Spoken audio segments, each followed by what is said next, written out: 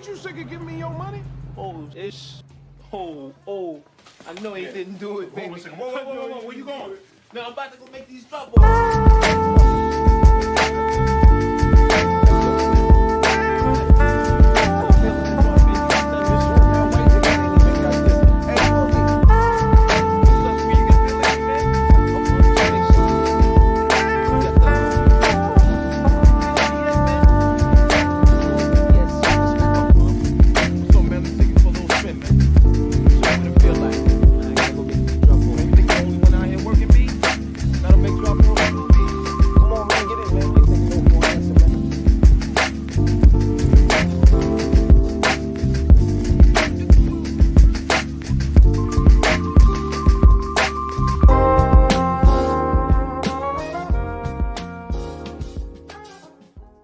Hey, what's up, everybody? Welcome to the first episode of the Black Currency Podcast. Our goal is to help educate people on financial literacy by talking with various people from relatable backgrounds. My name is Bradley DLO Thomas. I'll be one of your co-hosts today. I'll pass the microphone. Hey, it's Opal Elise. I'll be one of your co-hosts today, too. What's going on, everybody? It's your boy Corey _Dub Whitmore. I'm happy to be here and to do this podcast, man. I'm geeked for this one. Absolutely. We've been planning this for ages. So for us to get here today is truly amazing. I'm so happy to introduce our guest today. You know, I heard her name in various circles from various people because we're going to be talking about money management. And just let me introduce her first. You know, she's a professional financial consultant. She's an entrepreneur, financial wellness coach. She's a teacher. She's a AOD EC strategist. She'll probably tell you what that means a little bit later. I don't want to give all the beans away, but without further ado, she's got a company, the Melanin Project 2053, which is just amazing. I'm sure she's gonna talk to you about that. But without further ado, CEO, founder, Afra Smith. Wow, y'all made me sound so big. Wow, thank you for having me. It's so nice to be here with y'all today to talk about such an important topic. Absolutely. So, I mean, we can get right into it. I'm very curious about kind of what sparked your mind. What was the spark that made you want to get, to start educating people on financial literacy and, financial wellness and develop strategies behind that? It was my journey. It was, through the process of trying to better myself and better my financial affairs. I didn't want anyone to go through the same struggles that I did. I can talk about that from dealing with folks who would not help support me or just making so many mistakes along my journey. And I started to become so passionate about money. And I'm like, I would like to help other people not go through what I had to go through and show them a different path that we could have in our lives. So that was really the catalyst that got me to the place that I am today. And, being a financial wellness coach is just something that's been life-changing for me, from just my own journey, but also just being able to help people, impact and change their lives. Absolutely. So I kind of want to dig in deep to the Melanin Project 2053. So why 2053? Like, what's the connection there for the people that may not understand what's going on? So 2053 is the date that if current trends continue, the Black median wealth will hit zero. And so that statistic is very alarming. It was very scary for me. And so I often educate on this because it makes it real. Like, do you know that if you continue to do what you're doing and not understand the impact of it, this is what's going to happen to our community. And so I often educate on that. And on the flip side of that, I had to add the 2053 because someone else had the Melanin Project domain. So I had to 2053 on the back end of it. So that was a requirement of the hustle there. Yeah. Okay. Oh, That's so, cool.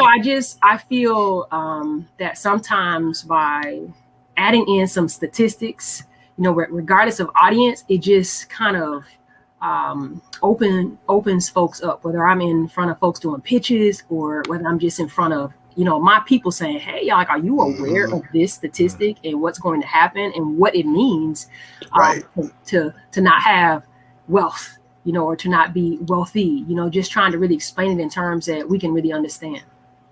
Mm-hmm. Yeah, that's the key too. So we're not going over everybody's heads. That's actually one of the goals. I'm so glad that you said that, because we created this platform really with that mission in mind of just making it plain for everybody so that no one feels left out, and everyone is, happy to ask a question, really, curious about trying to figure out how to get that financial wealth, because it's important. It's very important.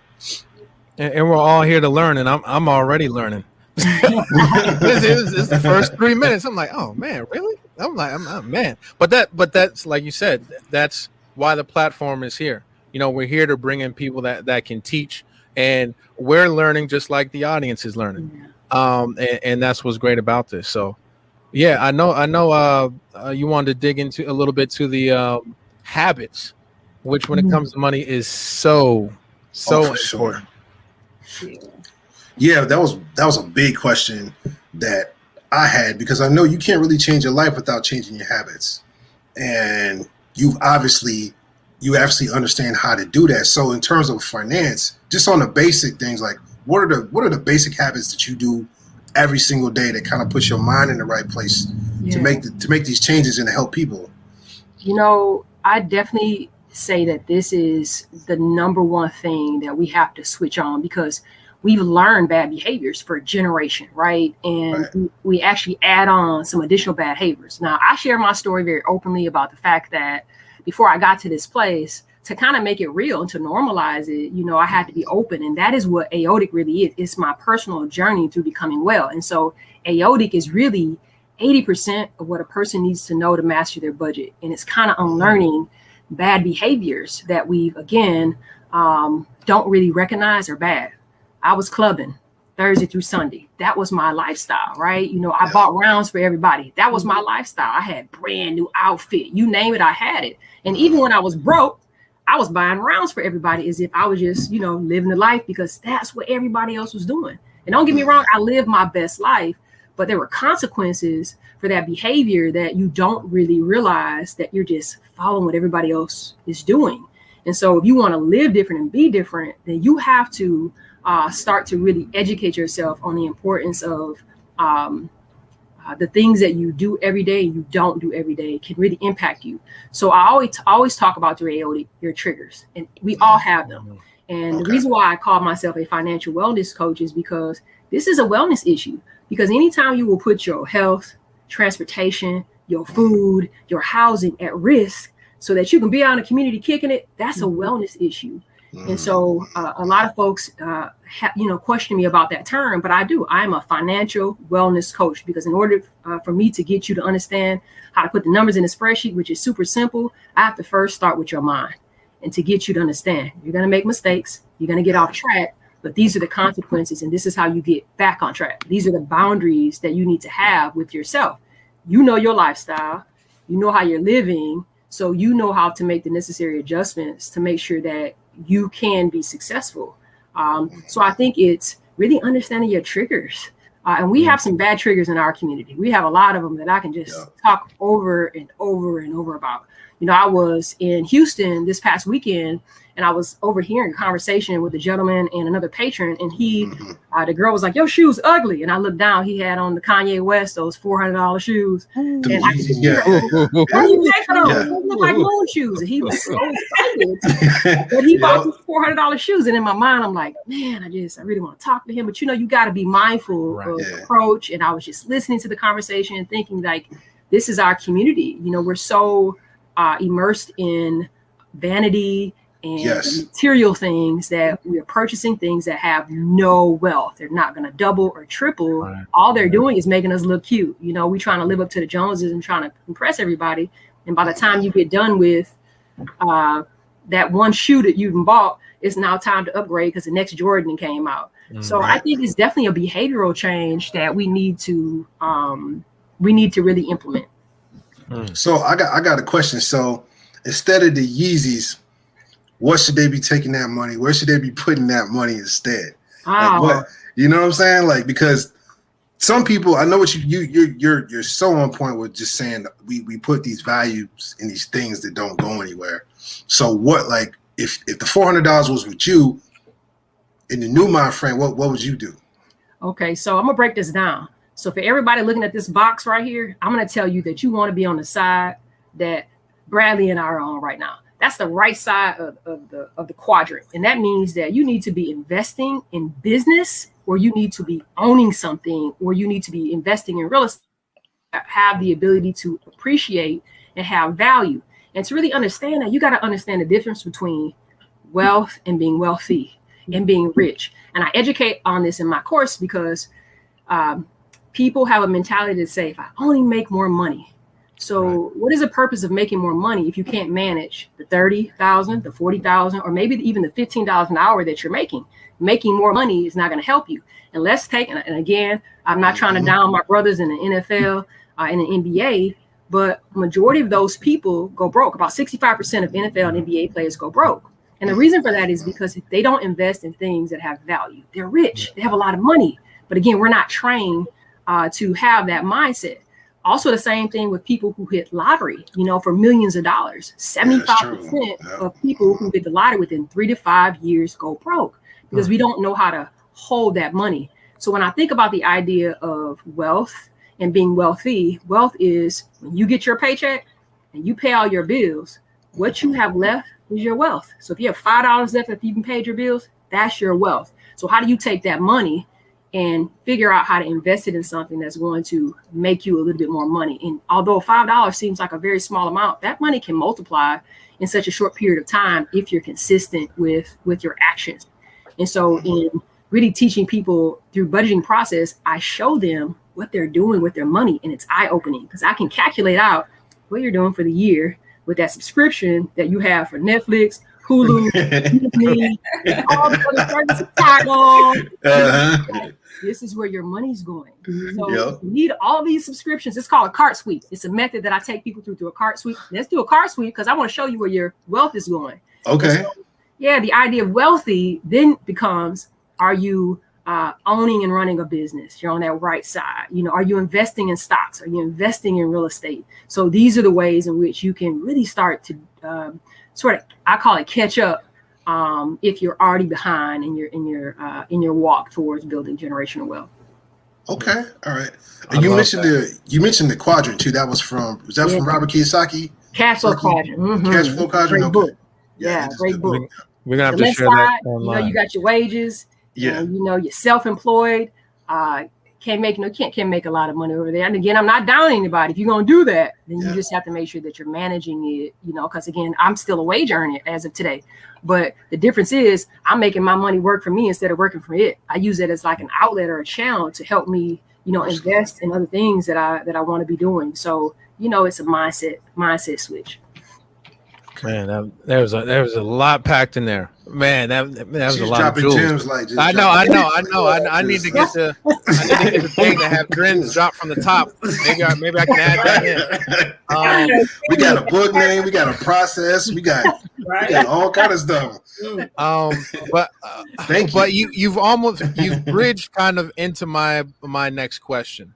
So for those people that are listening or watching that say, oh man, I want to get to that point. I want to be possibly a business owner, or I want to invest in business, or I want to invest in stocks, or I want to make my money work for me.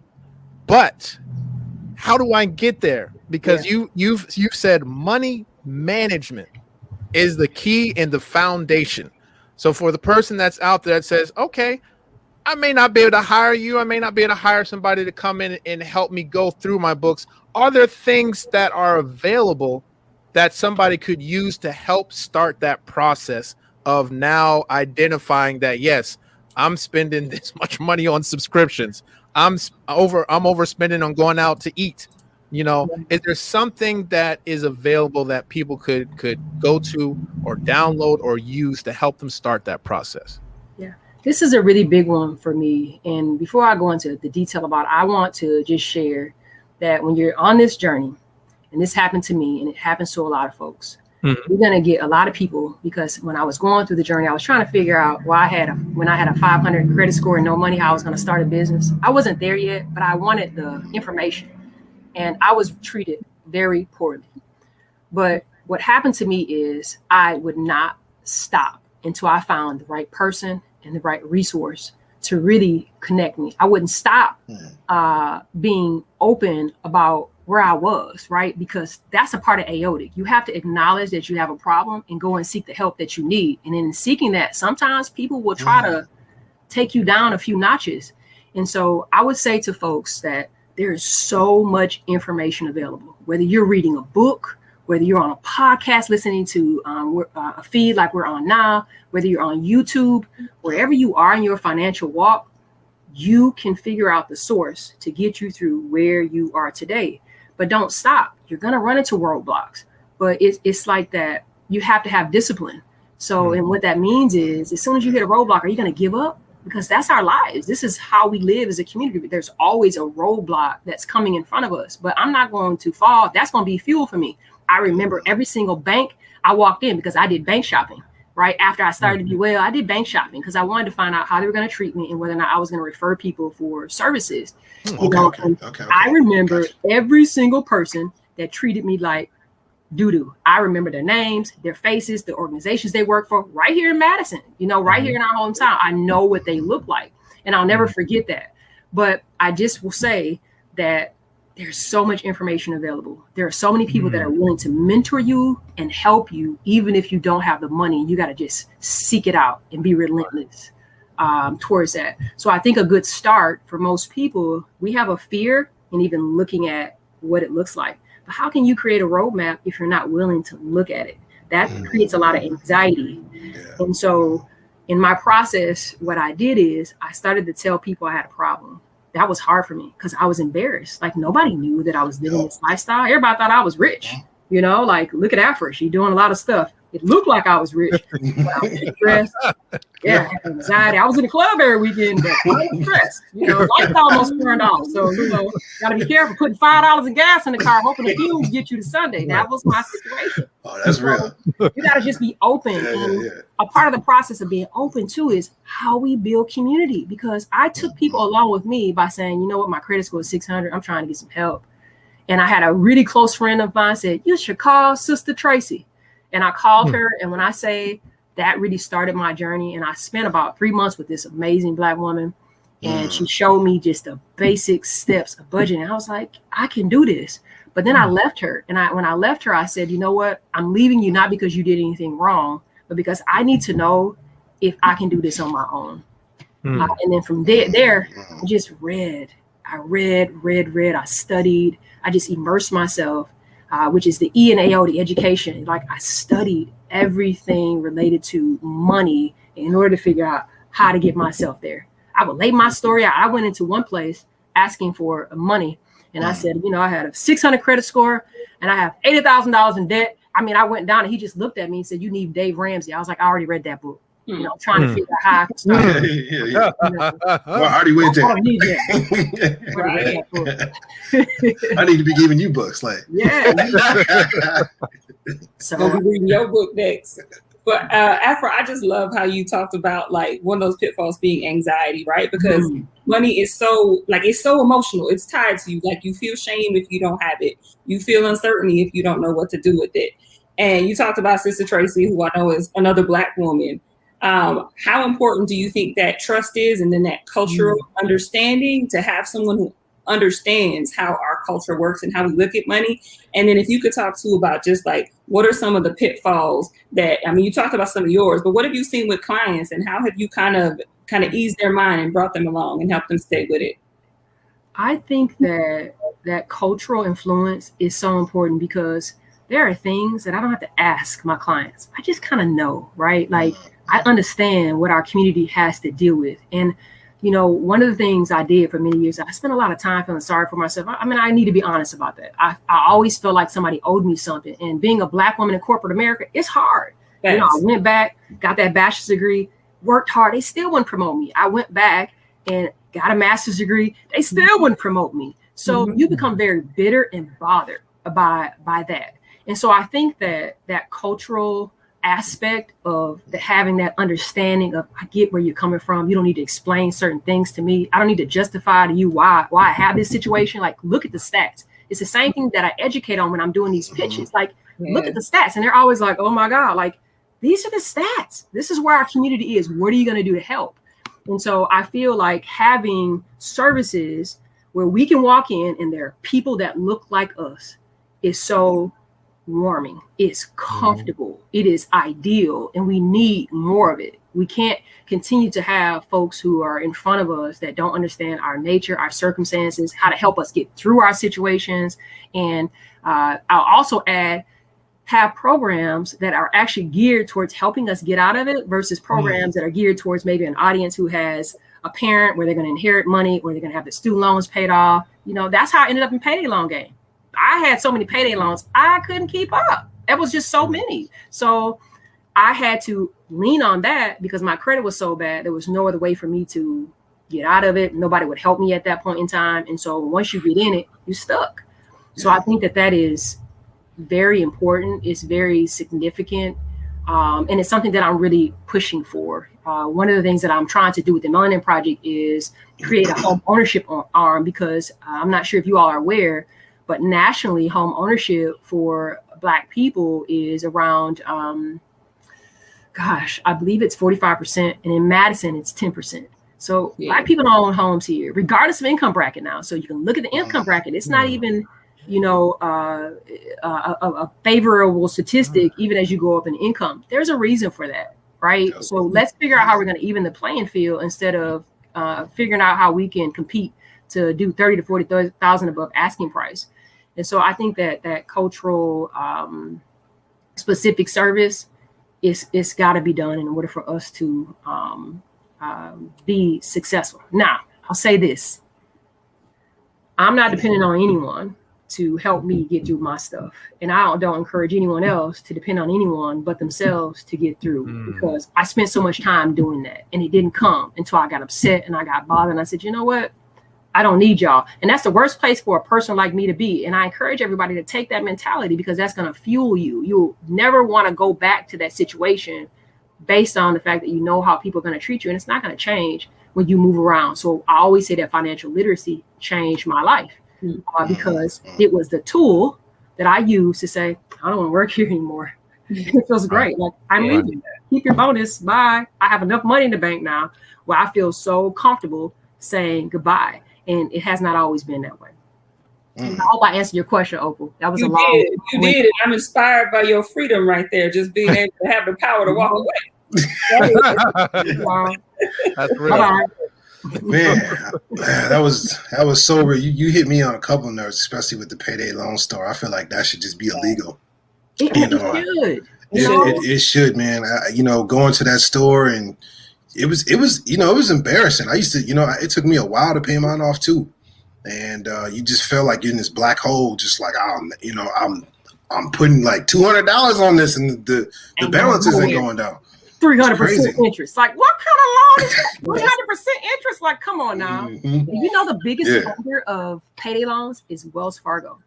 I don't encourage anybody Black to get an account at Wells Fargo. Wells Fargo is notorious for doing a lot of stuff. I think they had to walk out of a whole bunch of Black people. Probably about a year or so ago. Yeah, they're consistently doing stuff to create inequities. Like, why are you financing this kind of situation? But I think that this is where that advocacy comes in, and where we really need to be pushing on our legislators to say, we don't want this in our communities. Like, we need to be speaking up about things like that. So. True indeed. Speaking of funds and money and having cash in the bank to retire or walk away and having that freedom, is there a certain amount based upon how much a person is making that you would kind of suggest that they save up if they want to start thinking like, hey, I'm having to deal with this, institutional racism. I'm having to deal with this environment that isn't healthy for me. Is there a certain amount based upon how much they make that you would kind of recommend that they save up? Yes. So when you are starting the budget process and you have a lot of debt, you're trying to pay that debt down, even if you're behind on bills, the first thing I always recommend is you put up $1,000. And the reason that you put that up before you do anything else is because that is your emergency fund. Mhm. If you try to Okay. pay down your bills first, then you're still consistently relying on your credit cards and payday loans. You're in the borrow phase. Yeah. So save the $1,000 first. After you save that $1,000, then the next step you need to do is you need to put up 5% of every single check. I don't care what you have. So that 1,000 is sitting, you never touch it. You put it in an account that's out of sight, out of mind, so that you're not triggered to go in there. So if you bring home $1,000 every 2 weeks, and what you need to do is take that $1,000 and you multiply it by 0.05. If you put that in a calculator, that's $50. So $50 out of every check should be automatically put in that same account where that $1,000 is. And the reason why I stress this is because while you're paying down your debt, that's your wealth fund. That is how you're going to start investing in your business, real estate. So, and you don't think about that 3 years from now, and you're putting this money up, it's just sitting there compounding. And it's also making you feel secure, because if you lose a job, now you got 3 to 6 months of a cushion, or somebody gets sick and they can't work. Now you got 3 to 6 months of a cushion. And so everything else goes towards paying down debt. And so the idea is when you get to a point where all your debt is paid off, you're going to increase your savings and your investment amount. And so I always recommend that 10% of your take-home pay go into savings, and 15% of your take-home pay should be invested pre-tax. And then when you get raises, you invest the raise. You don't take the raise home with you. You invest the raise, or you save the raise. But, you know, even before you get to the $1,000, I'm doing that card sweep, going through cleaning up the budget to make sure that there are things that that are really going to prohibit you from working it down. And so when I set people up, I look at it from a perspective of debt. I show them how much debt they have, how long it's going to take them to pay off at the rate that they're going, versus how quickly they can pay it off if they follow the path that I'm showing. And usually that'll excite people. They can see a plan. But it's 5%. That's a great measure of being able to pay it down. And then once you hit that threshold of the $1,000 and you're putting up that $50, then you can start eating down the rest of the debt. Okay. Yeah. Cool. I love that, because that is doable. That right there is doable. Even if it's hard to get to that 1,000, that 5%, you broke that down with that $50. That's what I love about it.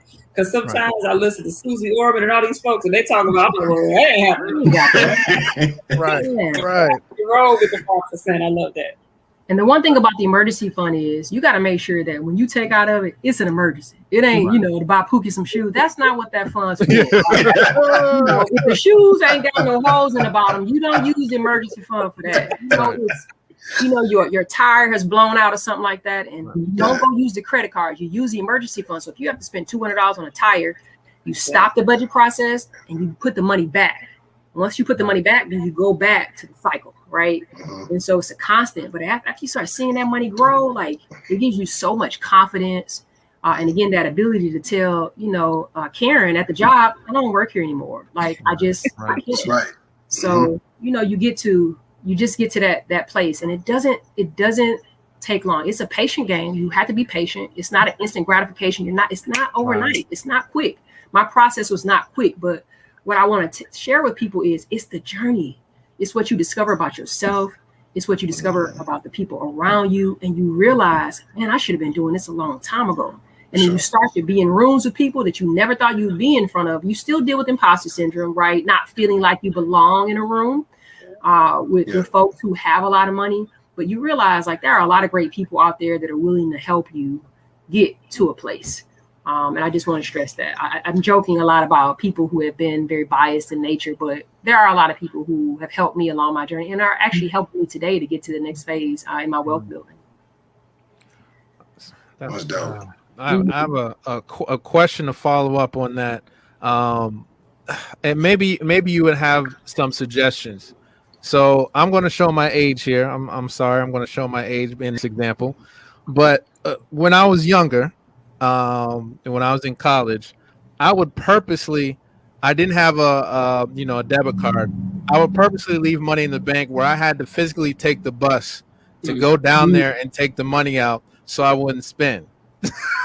Because, you know, you'll be out with your friends and da-da-da-da-da-da. It's like, oh, yeah, I got this. Oh, I got this. but I knew what I had in my wallet was it. And if I had to go get some more, I had to jump on that bus during business hours and go downtown and get it.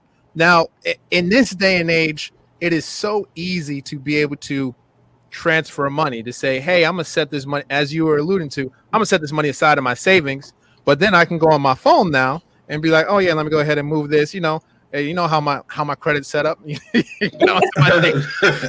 but you can transfer it now so easy.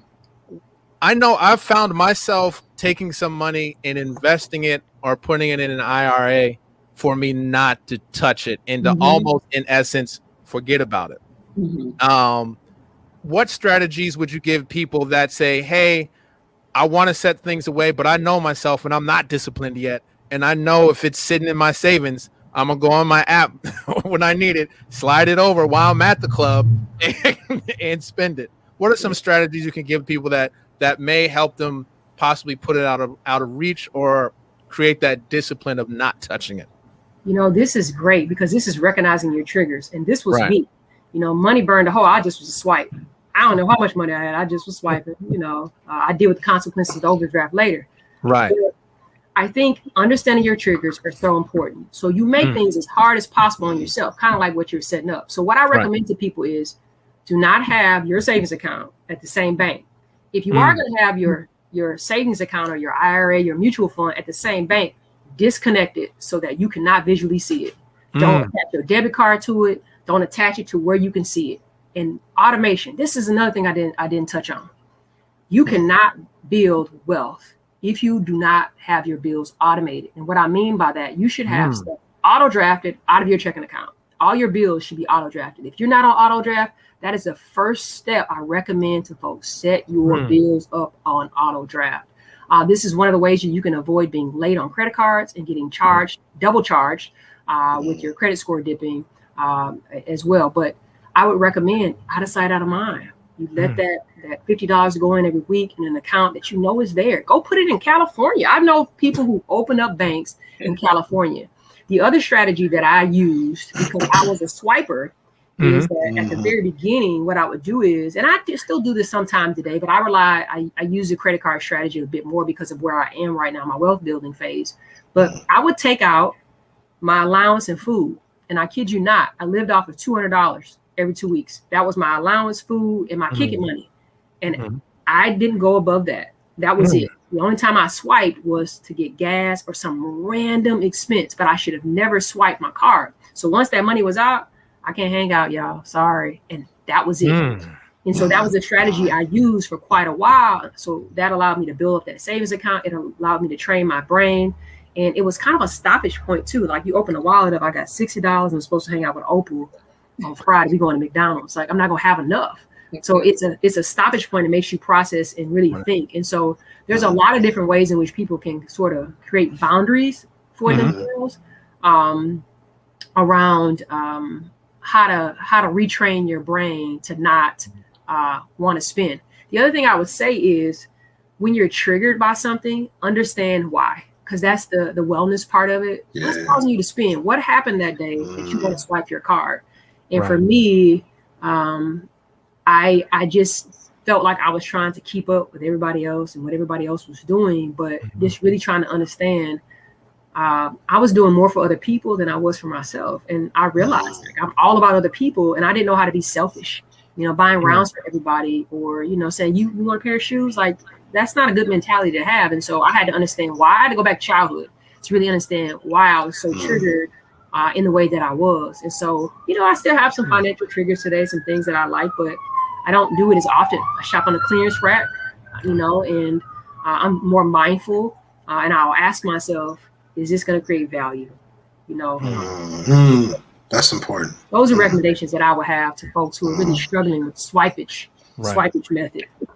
Swipage. Yeah, swipage. We got a new word. Swipe. Right. And again, that's where that budget comes in too, though, because if you're mindful and you do your budget, you know exactly how much money you have. If you swipe that card, it's over. And I had a lot of late fees. I mean, I closed a lot. I was on check systems. That's how bad my financial system was. No bank would give me an account. I overdrafted a lot of accounts and didn't pay them back. So I had to fight the battle of figuring out how to open up a checking account as well. So, there's a lot of harmful things that can take place if you're overdrafting and not, sticking to a budget. Okay. So I can relate to a lot of your story, and we're friends. So I talk to you about this all the time, and you kind of help me with it. Can you talk a little bit about how you balance that?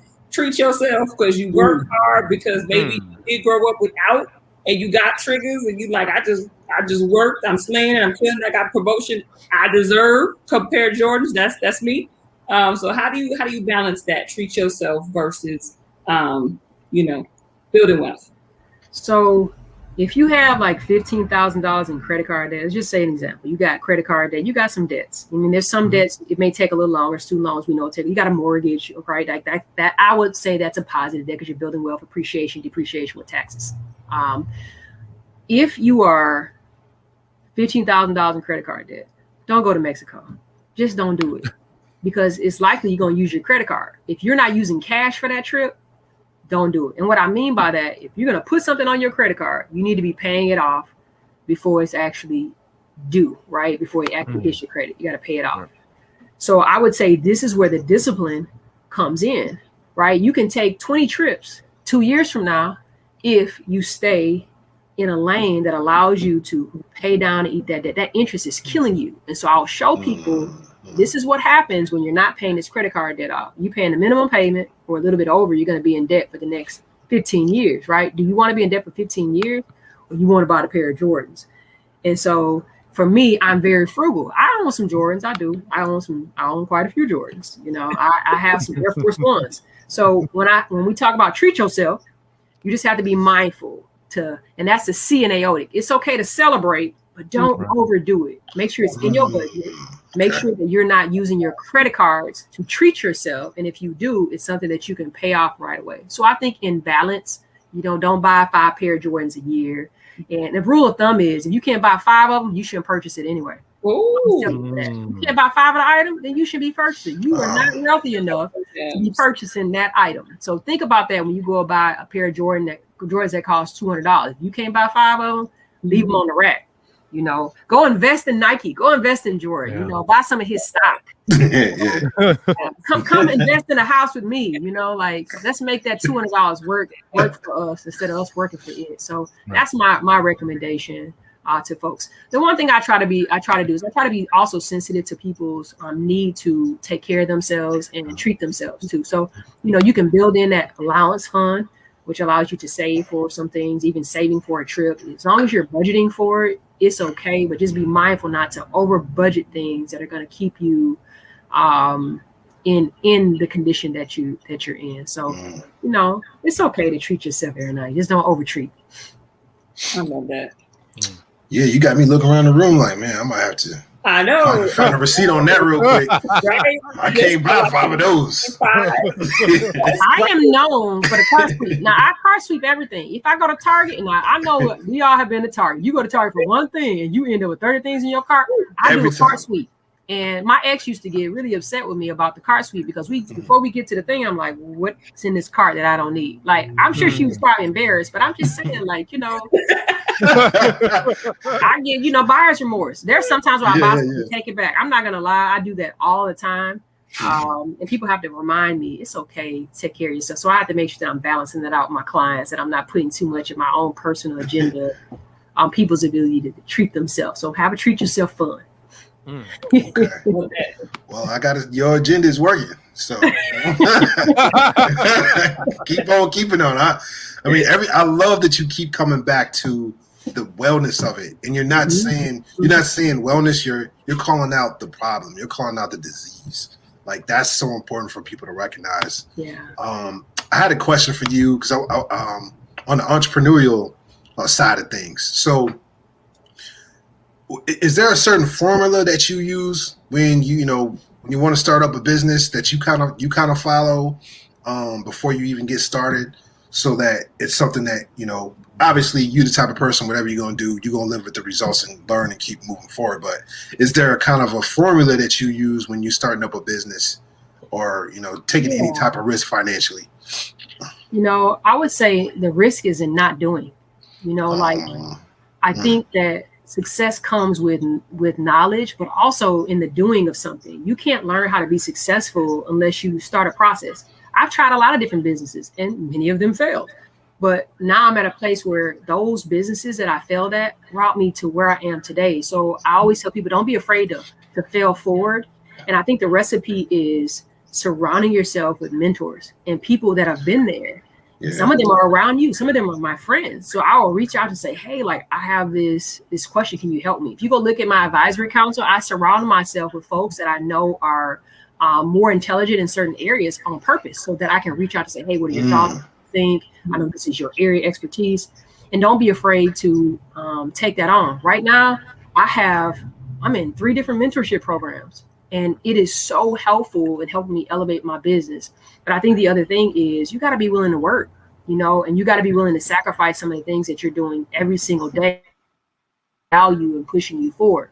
And we're so distracted a lot. We're distracted by TV. We're distracted by telephones. We're distracted by the news.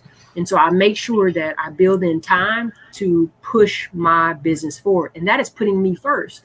And I hadn't always done that. So I would say, the balancing out is you get that emergency fund going, and now you got a little bit more money to put up. You find programs and services that are willing to invest in your business to actually help you get to a place.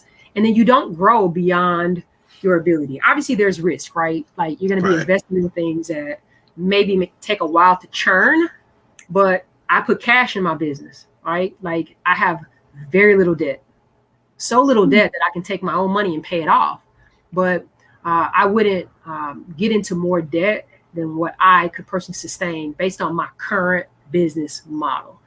Some people will do something a little different, depending on how you're set up. So I would just say, like, just be mindful of not investing all of your personal money into something and you're not quite there yet. You're going to put your personal life in devastation. So learn how to use business credit and things like that to actually help secure and push your business forward. So in my mind, the risk is in not doing it. You might lose a little money on a few businesses, but as long as you didn't go bankrupt doing it, and even if you did that, you learned something. So I would say mistakes help us be successful.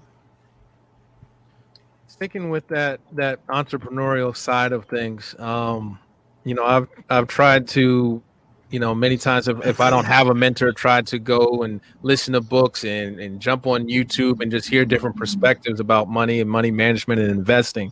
A term came up that, I wanted to ask you about, called good debt. Yes. Could you explain that to the listeners? And is there truly something called good debt? Absolutely. Absolutely. And I'm learning this through real estate. And, I was very sort of illiterate as it relates to like financing of real estate deals. And I'm like, if I go to the bank and I get money, like now I'm in debt. But I really started to figure out after being educated and going through a commercial real estate program that I'm using other people's money, right? And so I think about student loans, and I am not advocating for anybody to not go to college. I just want to put that out there. If mom's listening, because me and her are But think about that. And I always talk about the Kanye West song, When It All Falls Down, and he talks about, she won't drop out of college because a parent will look at her funny. Now, ain't that insecure? The concept of college seems so secure. But think about the investment. Secure. Like many of us, It's a lot of bread. It's a lot of bread. What's the value? What is the value for our community? And when does it actually pay off, right? And in my case, it didn't. And for many in our community, it doesn't pay off. So I think about the idea of good debt. And I look at real estate as a great debt because when you get into real estate, you're getting the monthly cash flow, right? From the renters paying you tax-free, right? You're getting the appreciation. If you're buying the right neighborhood, the value of your home is going to continue to go up. And when you file taxes, you're getting the depreciation back from the government. So that is a good debt. Somebody else is paying your mortgage and you're still getting money back each month if you set your deal right. So I think that there's absolutely good debt using other people's money to finance your deals. This information is out there. I'm a big fan of Bigger Pockets. Love Bigger Pockets. I love Bigger Pockets. Oh, I mean, the knowledge that gets dropped on there, just one of the best sites I've ever been on. So I'd say yes to good debt. Love that question. Nice. So I got two questions now because I heard something that I don't know nothing about. Can you explain to me? I believe you said that rent money is tax-free. Tax-free. Break that down for me because that's brand new to me right now. I thought I knew a little something. I did not know that. So when you invest, let's say we're going to invest in a duplex. If you invest in a duplex and you put 2 tenants in this duplex and every month they pay you rent, it's tax-free. It becomes taxable when you sell the property. The minute you sell the property, there's something called capital gains, and the IRS is going to tax you on the property at that point. So as long as you keep the property, that income that you have coming in is tax-free. So if I'm collecting $1,600 rent money and the mortgage is only $8,000, the rest is mine to pocket to do whatever I want, and I don't have to pay taxes on it. There's also something called a 1031 exchange. And I ain't gonna go into too much debt there, but if you want to avoid the tax, and this is legal, and you sell that home, you can do a 1031 exchange. It just gives you a period of time with which you have to sell that. You have to buy a new property so that you don't incur the taxes from that. But this is the wealth building strategy. And this is why I want to really get people, encourage people to really start pursuing real estate, especially if you're behind. And for me, I was behind, right? And so learning a little bit more about how to go about doing that. And so I encourage people, you're gonna get a property and you're young, stay in your parents' house for 2 years and save up that down payment. You don't need to make a lot of money. You just have to have good credit. And if you have good credit and you're young, go buy your little house and put you some roommates in there and let them pay your rent and figure out how to get that next house. And these are things that we really need to be teaching our young folks and really teaching folks that were in my position about how we can figure out how to scale. You can turn them into Airbnbs. You can just do a number of strategies.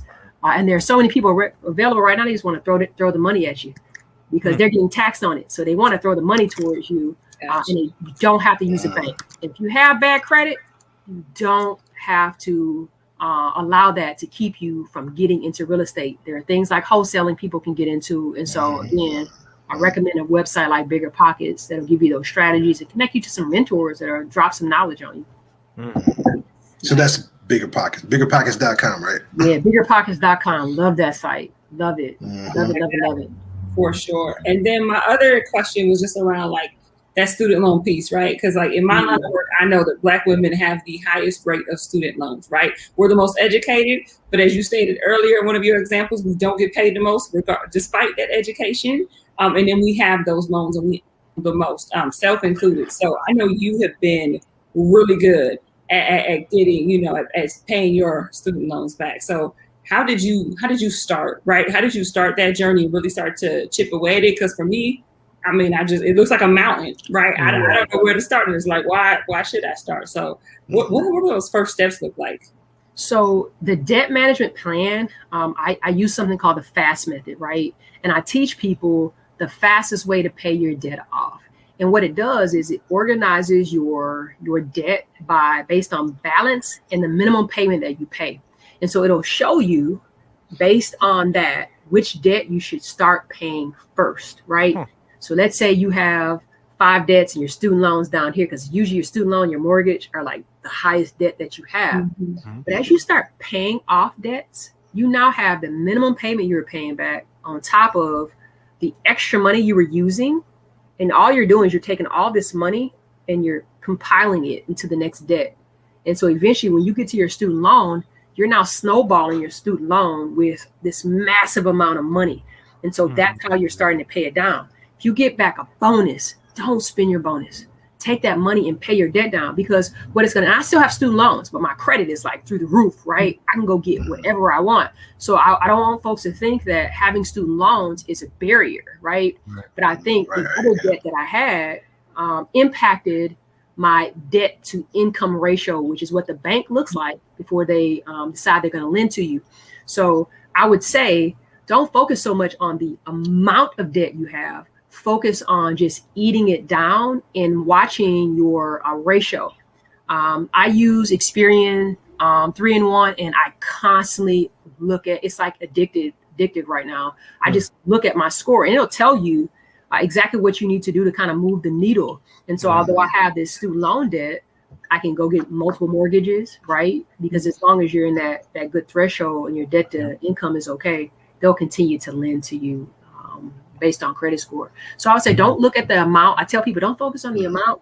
Focus on that one debt that's at the top of your plan. Work that down. When that's done, you take that extra money. Don't spend it because that's your wealth. Now you now have extra wealth because you paid down a debt. Celebrate a little bit. Take that and start paying down the next. And any extra money you get should go towards working down the debt plan, which I call the FAST method. Nice. Thank you. Okay. CLO, did you have another question?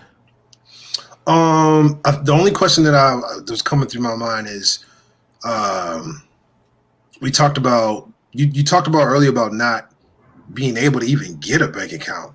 So if a person is in that position, what would you kind of recommend that they do to get started so that they can have some place to start putting this extra money and putting that 5% in? So what I recommend, again, if you don't have a bank account, you can't build wealth. You have to get your money into a bank using check cards and cash cards, which a lot of our community does because we can't get access to bank accounts. The other thing is this is a little bit of bias too. And I know I want to touch on this because some banks require these minimum payments, but when you're already like making a low wage, like you're taking a big portion of my money because I don't have enough to deposit each month. And so there's some institutional issues that go on there. So I understand why some people are using the pay cards because it's just a lot easier and they're not being charged as much fees.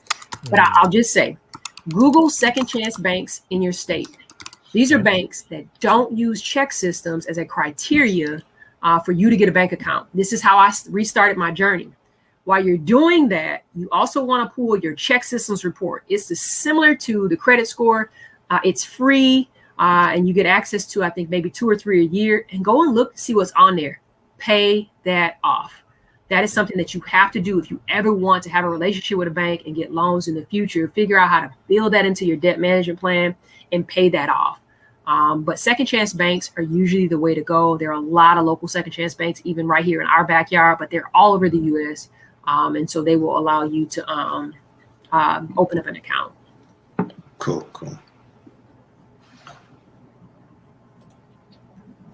So, Dopa, did you have one more question? Yeah, I just wondered, as you're talking about these second chance banks and, not putting stuff on like cash cards that we see, how do you feel about like some of the fintechs, like the Chimes of the world, the Ally banks who don't have like a physical location? Are those okay because they operate like banks, or are those kind of more like, not to knock it, but like the rush cards that we saw, years ago? Yeah, so I'm a fan of digital because I think that everybody's on their phone, right? Like everybody wants digital. People don't want to go into the bank anymore. Very rarely do you go into the bank. You either swipe or you're online buying from Amazon. So I love the idea of those kinds of banks that are popping up. Greenwood is another one that's popping up for the community. And so I feel like this is the new future. And again, this is what folks are asking for. This is what people want. People want convenience. And so if you're only focused on brick or mortar, then that's going to impact somebody from a bias perspective, right? Not everybody has transportation to really get to a bank. So I think about all the inequities that exist in many communities of color that create barriers for us to be successful with banking. And we all know that this impacts our ability to build wealth. We don't have a place to put our money in. Love that. Thank you. Cool. I would like to add in, one last question. Well, not really a question, but I guess kind of like a statement of some sort. I'm having a hard time putting it into words, but here, that's what I'm looking for. Recommendation. That's what I'm looking for. So what is it that you would want to leave with our listeners? That, front to back, there's been so much in here to take away. Yes. What would be, I guess, a starting point for the listener that says, man, all this stuff sounds incredible. It's amazing. I'm motivated. And sometimes when you hear a lot of information, you get frozen in place. Like, okay, oh man, this is great, but what do I do? What would be that recommendation of their next step? If they're saying, hey, I'm motivated, I hear you, I want this, what is my next step? I would tell folks to really figure out where your money is going. And I think that's so important. It's a first step. But, like before you even get to that place, you have to really look at your lifestyle, because that's going to really dictate the next steps that you take. But you have to take some kind of step, even if the first one's the wrong one. It doesn't matter. Take some kind of step to better your finance. We talk about a lot of stuff tonight. Just take some kind of step. Pick up a book, read a book, start on a blog. What you give energy to grows. So give energy to it. If it's important to you, then you will figure out how to immerse yourself in it. When I was coming along on the journey, I immersed myself in finance. Every single day, I loaded up on something financially related, and it started to click. So just start and take a step by immersing yourself in the knowledge. Start understanding where your money is going and figure out a resource based on where you are to move you forward. Don't think about, I got to have all this money. There are solutions to every single financial problem. You just got to figure out what that solution is and get to that source so that source can help you through. And then you can start on the next phase of building your financial walk. I love that. Know where your money goes. And where can I find your book? Yeah. Where can I find your book? Oh man, You better claim it. Amazon cards and never Man, I'm gonna get that right now. That would be that's what everybody waiting on. I think so. Yes, man. So I wanted to ask you a quick question too. So your profile, she's you on Instagram at the Melanin Project 2053. It says that you're a closet comedian. What's going on? Oh yeah. What's going on? That's So _Melanin Project 2053. I'm extremely funny. If you're around me too long, you'll be like, she's a little off. But I think that I try to bring that flavor into my business and my videos and some of my content, because money can be such a serious subject, but personality wise, I'm super chill, super relaxed. It's just my nature, right? To make fun of things, because I don't want to go through life being all serious about everything, right? I want to enjoy what I'm doing. And so I am definitely a comedian. You can ask Oprah about that. Hilarious. I'm laughing every last time. And you don't want to work with me. You don't want to be at work with me. Oh, what's the last place we worked together? Walmart. Walmart. No, Satel. Oh yeah, Satel. Oh, I worked there too. I remember that. We used to have to transfer calls to each other over at Satel. This is not a fun transfer. Hello, this is Opal. Hello, Opal. No, they used to be the best. Oh, heck yeah. Oh yeah. I love me some comedy. I'm a fan of comedy shows, comedy in general. Love to laugh and just kick back. Absolutely. Yeah, she's hilarious. Real talk. That's cool. Well, I guess we're gonna wrap things up.